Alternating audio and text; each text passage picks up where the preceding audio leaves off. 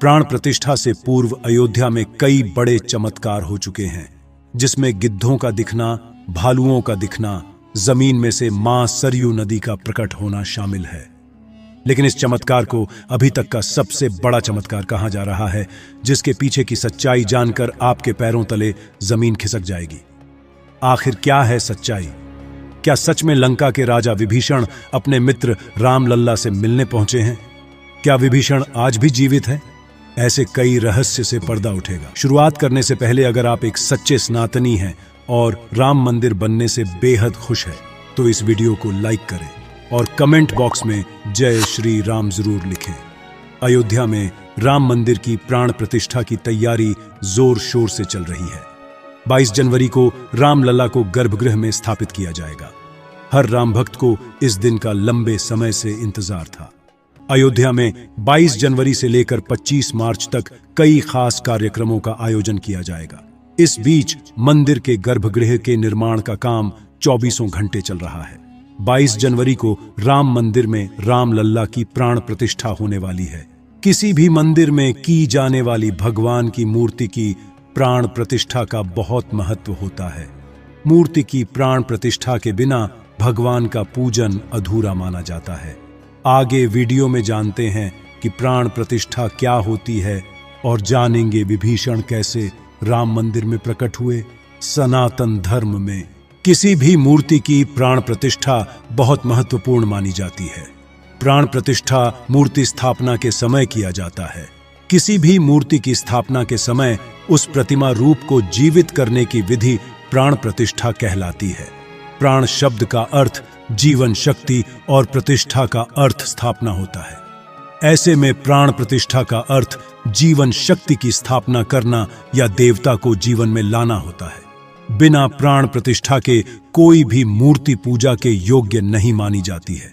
मान्यता है कि प्राण प्रतिष्ठा के जरिए मूर्ति में जीवन शक्ति का संचार होता है और वह मूर्ति देवता के रूप में बदल जाती है।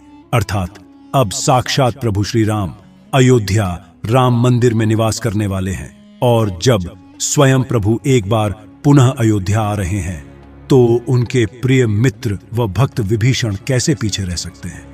क्योंकि जब प्रभु श्री राम ने रावण का वध किया था, लंका पर विजय पाई थी और पुष्पक विमान के जरिए जब वह फिर से अयोध्या लौटे थे, तब प्रभु श्री राम के साथ विभीषण जी भी अयोध्या आए थे और कई दिनों तक अयोध्या में ही रुके थे। इसके बाद उन्होंने लंका का राज्य सिंहासन संभाला और लंका के राजा बन गए। यानी प्रभु श्री राम की भक्ति उनके लिए बहुत भाग्यशाली साबित हुई है, क्योंकि जो राम की शरण में आ जाता है उसका उद्धार निश्चित है। लेकिन क्या विभीषण आज भी जिंदा है? इसका जवाब आपको आगे की वीडियो देखकर पता चलेगा। हिंदू धर्म की पौराणिक कथाओं के अनुसार माना जाता है कि 8 महान विभूतियां आज भी सशरीर जीवित हैं, जिनमें से कुछ रामायण काल के हैं तो कुछ महाभारत काल के तथा कुछ विभूतियां उससे भी पहले के काल से आज तक जीवित हैं। पौराणिक मान्यता के अनुसार विभीषण, अश्वत्थामा, बलि, वेदव्यास, हनुमान जी, कृपाचार्य, भगवान परशुराम और मार्कंडेय आर्षि चिरंजीवियों में शामिल हैं। चिरंजीवी का अर्थ होता है जो सृष्टि के अंत तक जीवित रहे और जिसकी उम्र भी न बढ़े, और विभीषण भी इन्हीं चिरंजीवियों में से एक है जो आज भी इस धरती पर मौजूद है और अनंत काल तक जीवित रहेंगे। लेकिन यह वरदान आखिर उन्हें किसने दिया, यह बड़ा जानने का विषय है। भगवान राम के अनन्य भक्त विभीषण बाल्यकाल से ही धर्मपरायण रहे। वह अपने बड़े भाई रावण के धर्म विरुद्ध कार्यों का विरोध भी करते थे। उन्होंने लंका युद्ध में भी धर्म का पालन करते हुए भगवान राम का साथ दिया। इसीलिए प्रभु श्री राम ने उन्हें सृष्टि के अंत तक अजर अमर रहने का वरदान दिया।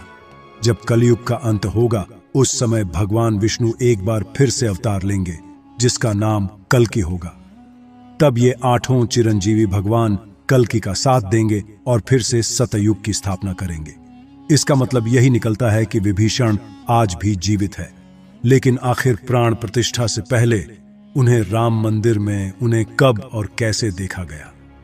आगे वीडियो में जो घटना हम आपको बताने वाले, उसे सुनकर आपके होश उड़ जाएंगे। ये घटना 11 जनवरी रात्रि 12 बजे की। रोजाना की तरह सभी मजदूर राम मंदिर के गर्भगृह का कार्य करके अपने तंबू में विश्राम कर रहे थे। तभी मजदूरों को मंदिर के अंदर से प्रभु श्री राम के नाम जाप की ध्वनि सुनाई दी। अभी किसी भी अन्य व्यक्ति को रात्रि के समय राम मंदिर में घुसने की अभी अनुमति नहीं है। तब उन्हें ऐसा लगा कि शायद किसी आसपास के मंदिर द्वारा उन्हें ध्वनि सुनाई दे रही होगी, तो सभी मजदूर रात्रि में वापस सो गए। लेकिन सुभाष नाम के एक मजदूर को लगातार यह बात खटक रही थी। उसे वह आवाज राम मंदिर से ही आती प्रतीत हो रही थी, तो उसके मन में जानने की उत्सुकता हुई। आखिर इतनी रात्रि को राम मंदिर के अंदर राम नाम का जाप कौन कर रहा है? उसने अपने साथियों को उठाना चाहा, लेकिन सभी गहरी नींद में थे। तब सुभाष अकेले ही राम मंदिर परिसर में पहुंचा। वे काफी महीनों से राम मंदिर के निर्माण कार्य का हिस्सा था। उसे राम मंदिर का एक एक दरवाजा, एक एक कोना अच्छी तरह से पता था।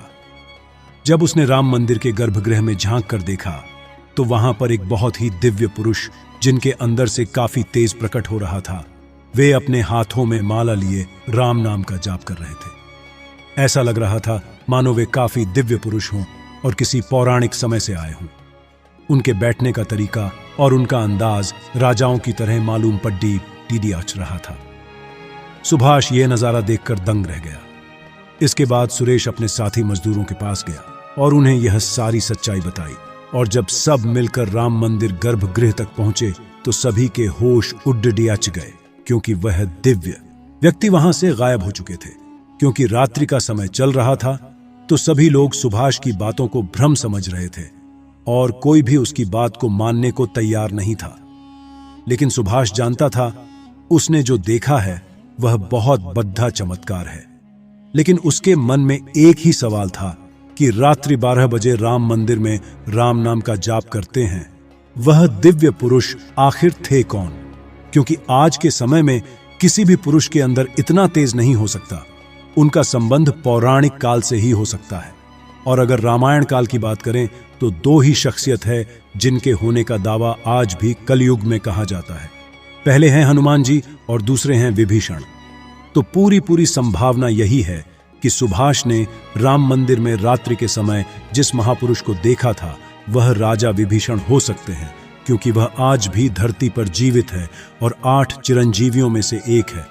ऐसे दिव्य मौके पर राम मंदिर में कई चमत्कार लगातार हो रहे हैं। जहां कहीं दिव्य शक्तियां भी राम भगवान के स्वागत के लिए अयोध्या आ पहुंची है। राम मंदिर के उद्घाटन की तैयारी अब अंतिम चरण में है।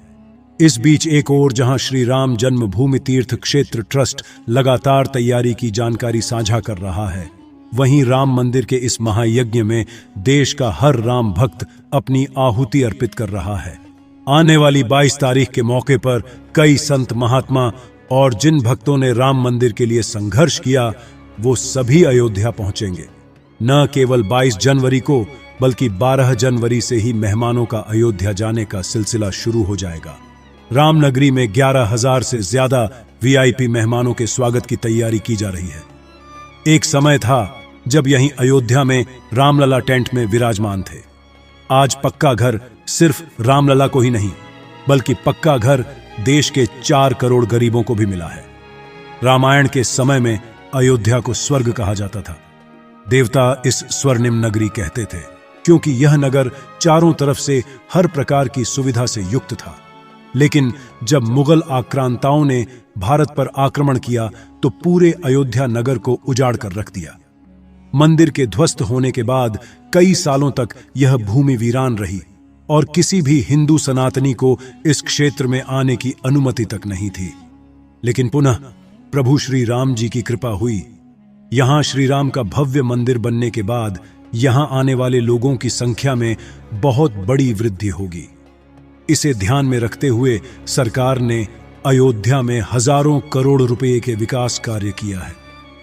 राम मंदिर की प्राण प्रतिष्ठा से पहले प्रधानमंत्री मोदी ने अयोध्या में अलग अलग विकास कार्यों का उद्घाटन किया और महर्षि वाल्मीकि इंटरनेशनल एयरपोर्ट अयोध्या धाम भी लोगों को तोहफे में दिया। इस एयरपोर्ट को पूरी तरह से भगवान राम से जोड़ा गया है, जिसकी दीवारों पर भी आपको श्री राम से जुड़ी सजावट देखने को मिलेगी। इस एयरपोर्ट के अंदर घुसते ही हमेशा लगता है हम फिर से रामायण काल में आ गए हों। आपको बता दें कि इस एयरपोर्ट को 20 महीने के रिकॉर्ड समय में तैयार किया गया है। उत्तर प्रदेश सरकार की ओर से अयोध्या एयरपोर्ट के लिए 821 एकड़ भूमि मुहैया कराई गई थी। 14 साल का वनवास पूरा करके और रावण का वध करके जब भगवान श्री राम पुनः अयोध्या पहुंचे थे तो अयोध्या के घर घर में दिवाली मनाई गई थी। हर घर में दीपक प्रज्वलित किए गए थे। जब अब पुनः प्रभु श्री राम अपने धाम को लौटने वाले हैं तो हम 140 करोड़ देशवासी आखिर कैसे पीछे रह सकते हैं। अयोध्या में विवादित स्थल पर 500 साल बाद प्रभु श्री राम के मंदिर निर्माण और श्री राम लल्ला की स्थापना के जश्न में 22 जनवरी को सिर्फ देश ही नहीं बल्कि पूरी दुनिया दिवाली की रोशनी से जगमग होगी। अयोध्या से पीएम मोदी ने देश के सभी 140 करोड़ लोगों से 22 जनवरी के दिन अपने घरों को श्री राम ज्योति नामक दीपक की रोशनी से